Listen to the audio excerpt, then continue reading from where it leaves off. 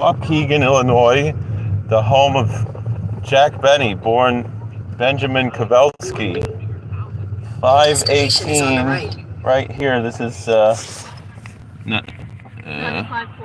This is the house. Oh, there it says. Yeah, and it says. So this house here was the house where Jack Benny grew up.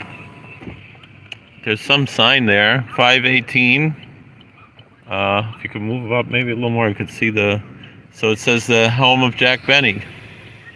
That's if you can see on the sign there. Someone lives there. So it says Jack Benny lived here from 1909 till 1911. So he was a teenager when he lived in this house in Waukegan, Illinois.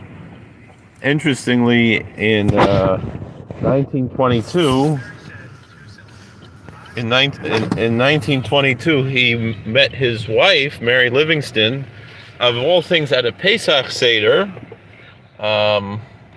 with Zeppo Marx. So a little bit of interesting history there too. All right, thank you for watching. Please like, share, and subscribe, comment, and we'll see you later. Someone food now.